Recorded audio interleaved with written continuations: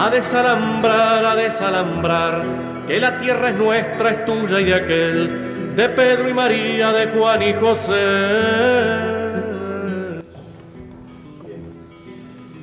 Mi nombre es Ernesto Gómez de la Era y soy el responsable de la Secretaría de Asuntos Sociales dentro de AIRES. Esta secretaría, lógicamente, creo que se refiere a lo que es el quid de la cuestión siempre de la vida. ¿Por qué? Porque es la que se refiere a lo que afecta de verdad a los que producen, o han producido ya a lo largo de los años, toda la riqueza. Los que trabajan, los que prestan su fuerza de trabajo para que se produzca la riqueza, que luego es el bien social.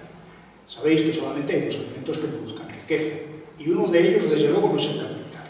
Es el trabajo humano y la tierra, la naturaleza. Esos son los únicos elementos que de verdad producen riqueza. Claro, esto es decisivo.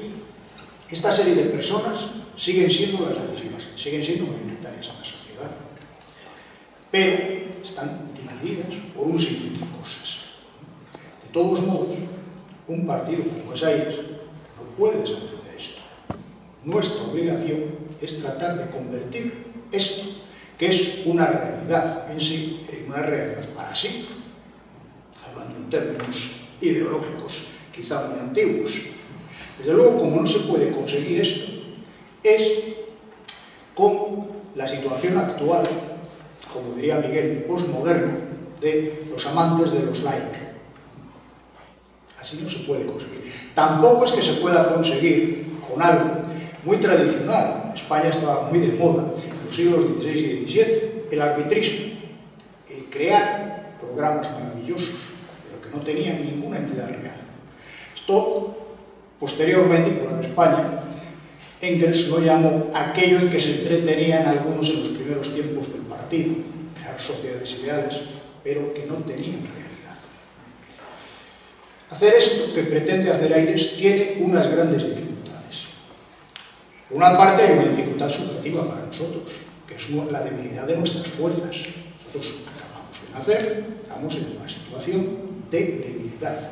Pero esta es una situación de debilidad derivada de toda la situación de debilidad de la izquierda. La izquierda que prácticamente ha naufragado. Y no solamente ha naufragado por el desastre que sufrió el socialismo realmente existente. No solo por eso. Las causas son más profundas, pero no vamos a entrar ahora en ello. Esta es la otra dificultad, este naufragio. Eso es la realidad objetiva. La realidad objetiva a la que nos enfrentamos. No se puede intentar hacer política. La política es lo que tiene que ver con el poder. Es lo que tiene que ver con el poder, eso es la política. Lo que organiza la vida de sociedades humanas de millones y millones de personas, no los pequeños grupos que pueden vivir a costa de lo que se va produciendo. Claro, con estas dificultades nos enfrentamos a esta realidad que hoy en día ya, por descender un poco al terreno real, lo vemos. Aquí hay dos movimientos reales organizados en cuanto al tema social. Por un lado están los sindicatos. Yo quisiera decir sobre esto, quisiera leer una antigua cita. Si en sus conflictos diarios con el capital cediesen cobardemente, ciertamente se descalificarían para emprender movimientos de mayor envergadura. Se refiere a los sindicatos. También se refiere a eso, esto de que la clase obrera no debe exagerar a sus propios ojos el resultado final de estas luchas cotidianas. No debe olvidar que lucha contra los efectos, pero no contra las causas de estos efectos. Estas dos citas proceden de Marx y tienen que ver con una realidad concreta. Es cuando se estaba creando, son de los primeros tiempos de la AIT, de la Asociación Internacional de Trabajadores, las dos citas. Tenían que ver con que efectivamente existían aquellos momentos, al principio de la AIT, existía un movimiento en contra de los sindicatos. Había fuerzas que estaban en contra de eso. No es nuestra realidad. Nosotros estamos muy a favor de los sindicatos. Y estamos a favor del sindicalismo mayoritario, no de la escisión ni de la división sindical. Porque los sindicatos sí son auténticamente representativos. Lo son. No es que nadie les haya elegido. Se ha elegido a los trabajadores en las elecciones sindicales.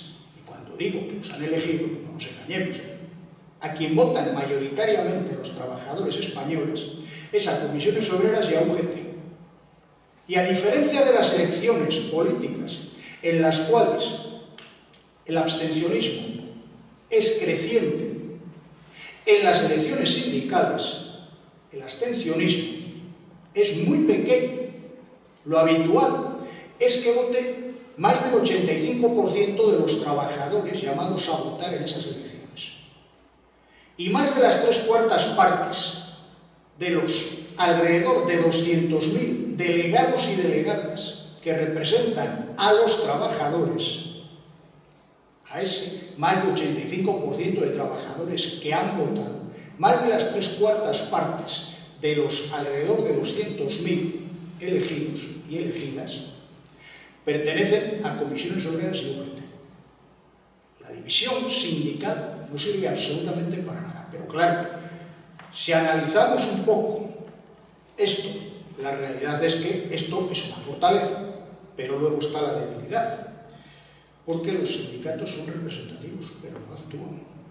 No actúan. La verdad es que, mucho que nos empeñemos, ahora mismo no actúan. Esto no fue siempre así. El primer ataque, por ejemplo, contra las pensiones en España se produjo bastante antes de esos libros blancos del Banco Mundial. El primer ataque se produjo en 1985, con un proyecto de ley que fue aprobado en el Congreso de los Diputados y en el Senado, cuando había una mayoría absolutísima del PSOE, que redujo los derechos de los trabajadores que en aquel entonces todavía estaban en activo, pero iban a pasar a estar luego en una situación pasiva, iban a seguir siendo, como todos los pensionistas, iban a seguir siendo miembros de la clase trabajadora.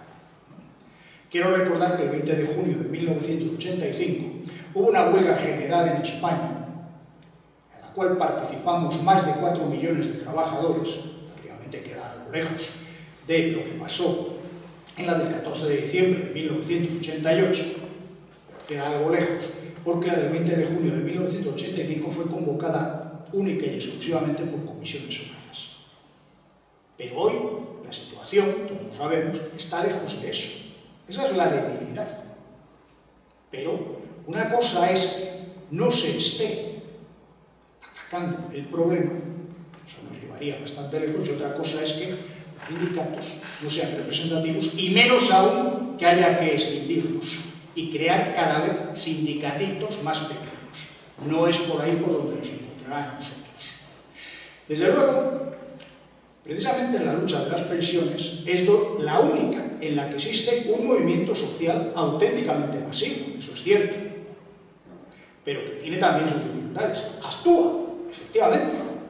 No se puede desconocer que el movimiento social en defensa de las pensiones, es cierto, no solamente consiguió poner 50.000 personas en la calle en Madrid el 15 de octubre pasado, sino que el 19 de noviembre, hace solamente 7 días, aparte de las 5.000 personas que estuvieron en la calle en Barcelona, también hubo movilizaciones en otras 6 localidades de Cataluña y en 30 y tantas más del resto de España.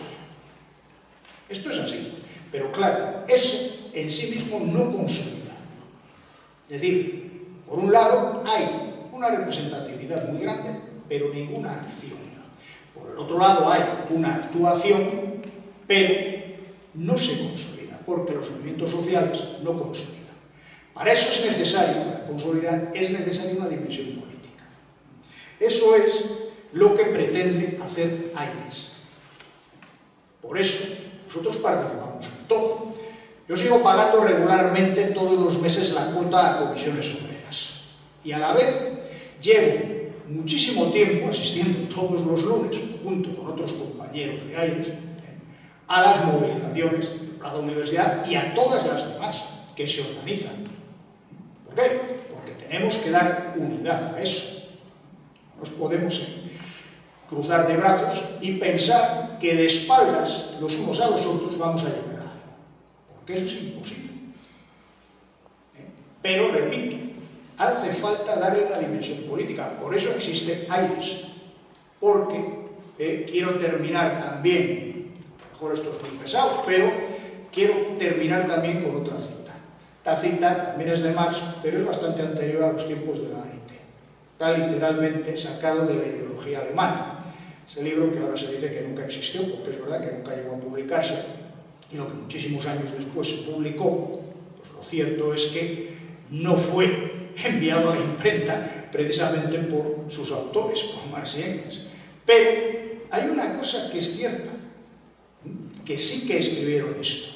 Entre los proletarios, por virtud de la oposición que la división del trabajo suscita con frecuencia entre sus intereses, no cabe más entendimiento que un entendimiento político, dirigido contra el actual estado de cosas. Ya en 1845 era evidente que podía haber enfrentamiento y división entre las clases populares,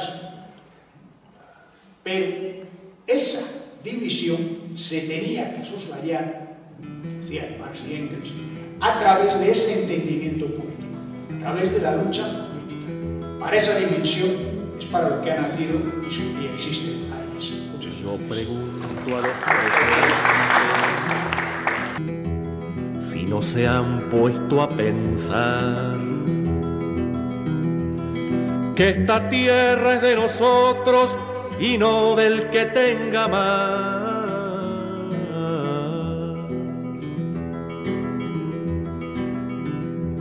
Yo pregunto si en la tierra nunca habrá pensado usted que si las manos son nuestras, es nuestro lo que nos dé.